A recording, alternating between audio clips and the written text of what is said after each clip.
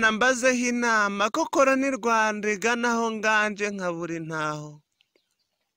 Mbega umushyitsi hose unteye guhunga bose, rega disi n'uwo nose sinkimubona ngo nkose muhe ikiganza nk'urose. Mbega icyaga icyasha n'ikinyonyomba nisha kiratebutse kugirusha abana sore nta mbabazi nkora ikimana. Simbyuka naheze mu nzu singenda barampunga nditsemura bagahirika nakorora bagahabuka none nkora ikimana. Mbega isi y'umuhezo pasiteri ntagiturwa padiri disi yashoboye penetesiya ntayitanga disi imiryango yifunze.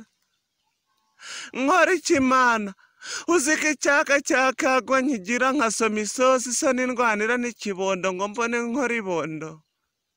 Mbega imbeho igisasiro bibero yampunze kure ngo yubahirize metero, mana ukuri ndaye nabireka ndara n'inkweto.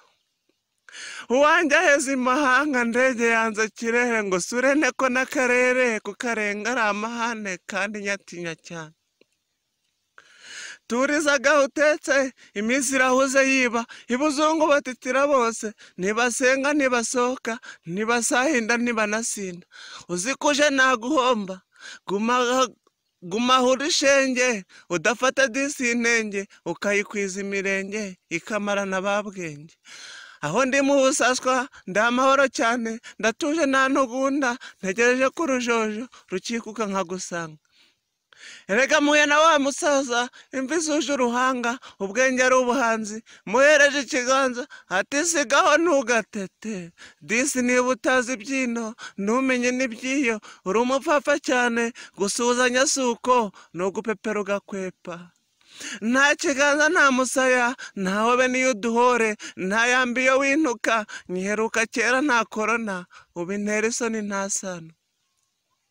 Reka nkarabe intoki bibe kenshi na henshi ewe nubwo nta funguro kuko intoki zacitse agacuma narakamanitse. Nanze kujya mu benshi uko mbibuzwa kenshi nirinda ndinda n'abandi korona itamperekeza ikansahura byo kunyeza.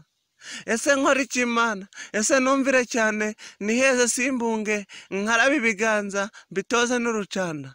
Nicyo mwana wanjye umvira bose iyo hose ukaraba iteka ibiganza uturize disi aho utetse icyorezo kibarwe kera. Mana rugaba bihumbi ragira u Rwanda urukiza icyaga iki icyagane cyohohiyo umutungo w'amahoro. Rwamasimbi nashoje Imana nitanga uruhare rwanjye nuru turinde mana ishyano ryatugwire dateguje. Yari Rwamasimbi umutahira cyane umuco nyarwanda ntugacike ndawukunda ukankunda narawukeje urampira ndawubararitse nimuwukunda mburakabyara. Nibariza Imana.